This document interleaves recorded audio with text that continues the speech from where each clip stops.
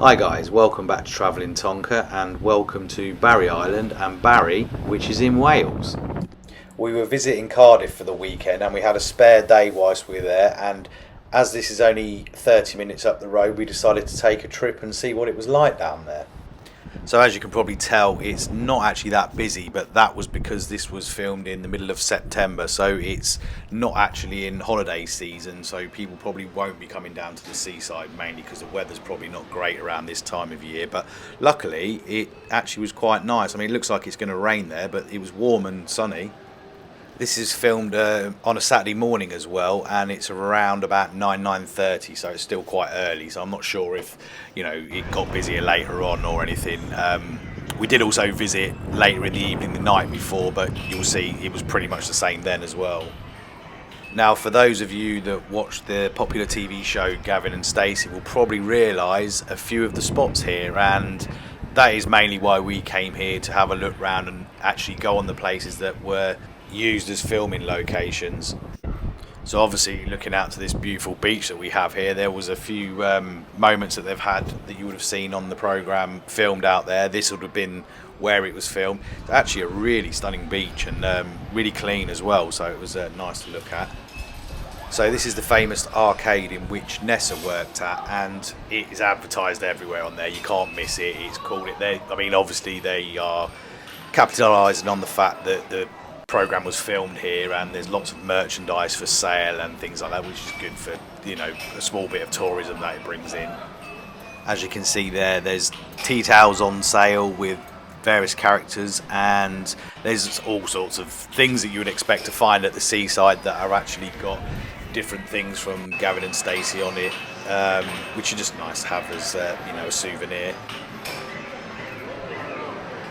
What you're about to see now is the actual booth that the BBC put in there when they were filming it, and they've left it there. It was actually built by them, and as you can see there, reading on the side, you can actually have your picture taken in there. It's free, you just get in there and have a picture the other side of it. It's another little memento to have while you're there. I mean, it's actually a really nice spot down. As you can see everywhere as you're walking around, it's so clean and tidy. It's actually really, really nice. And what we're about to come up to now, you can see this sort of tent looking building. This is Marco's Cafe. So this is where Stacey worked, and that's also quite a famous little spot. We actually stopped and had breakfast there. They did a really nice coffee, and the bacon sandwiches that they do were really, really nice, and it was very, very affordable as well, considering that it's a tourist spot. They could definitely capitalise on that more if they really wanted to, but yeah, it's really good. Like I said, we were in this area the night before, so I'll have some more footage of this in the evening when we get towards the end of the video, where you can see what it's like in the early evening, and there's a bit more about Marco's Cafe there, which I'll show you when you get towards that. So as we now walk up this street, I'm sure this is pretty familiar to most of you, given that there were so many scenes filmed around here, and it's a very noticeable area.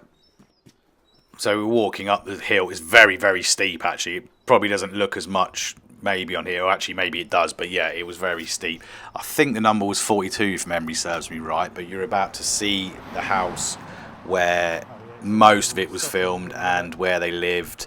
It's all these things that I'm showing you are actually done on a proper tour of it, but that was actually completely sold out when we were there, but so we just decided to do all the things ourselves. And there it is. Oh no, it's number 47 actually. So that is the house. It actually has all these things in the window about the show and about the tour. You can actually go inside on the tour. Someone actually lives in this house, so you can imagine how many people come up and stand outside this getting pictures of it. So but at least she embraces it, or they embrace it. I'm not sure if I was to think it's a lady that lives there, but yeah, they embrace all the fans of it. And I think, like I say, to go inside is exclusively for people on the tour, but I mean, yeah, I probably don't really need to do that. A lot of the information about it was on the window. The house next door was used, and also the house across the street here was Bryn's house as well. So yeah, you've got it all in this bit. There's the view down the street, which was quite nice as well, and the view up the street. I'm sure the more hardcore fans of you will know a lot more in-depth details about this. I watched the programme, but I did not take it in that much. But obviously, I'm aware of the main spots from it.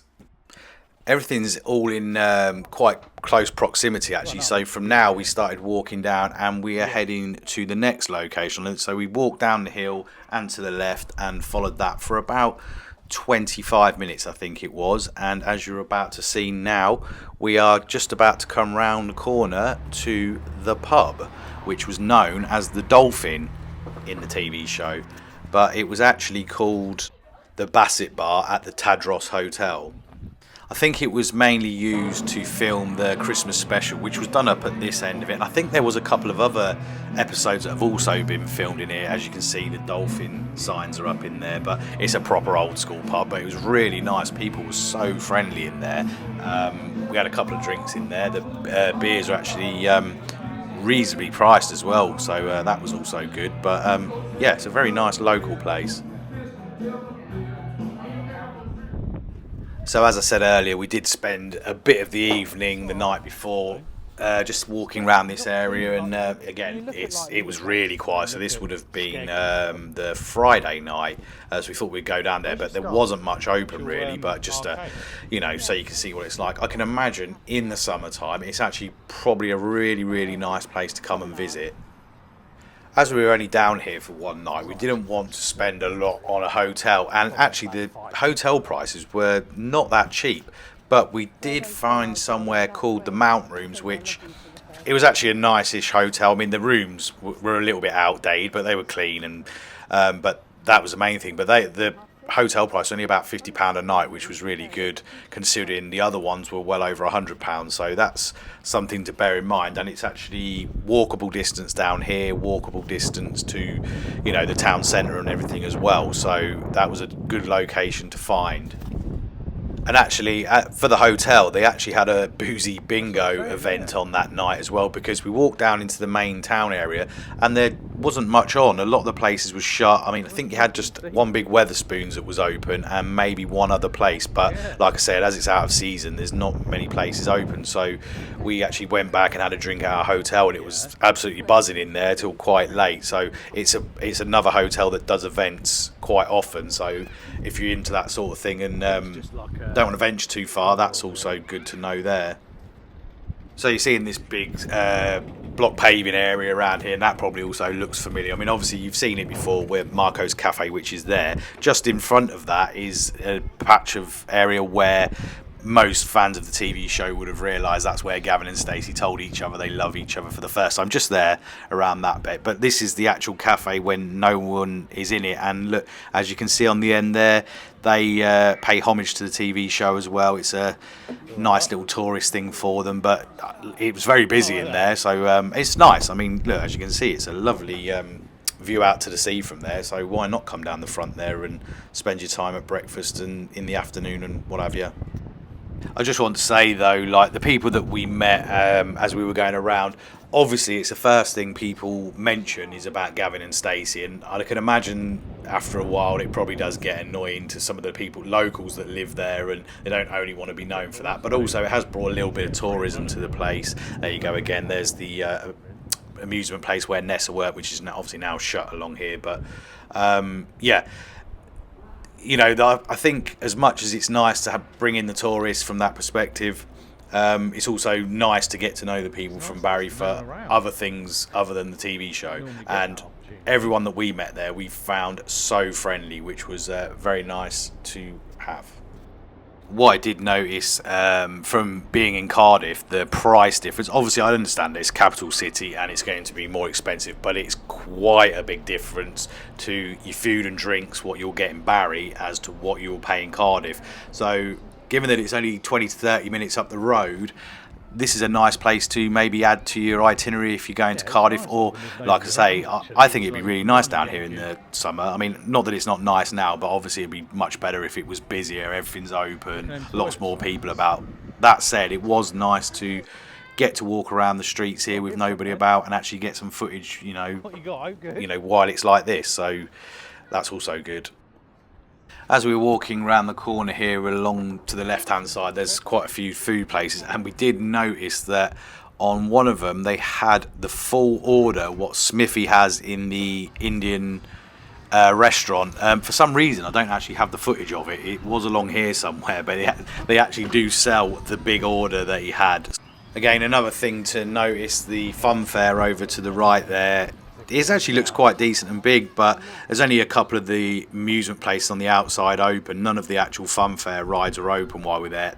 Again, I'd imagine when all that's open, it's probably quite buzzing down there. So, just another thing to take into account when it's in peak season.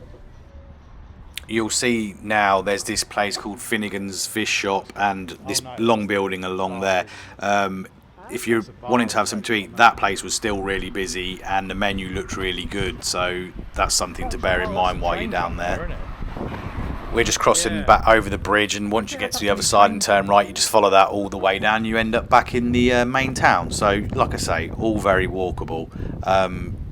But with that, I want to say thank you for checking out this video in Barry in Wales, and there'll be some more up soon. Until then, bye for now.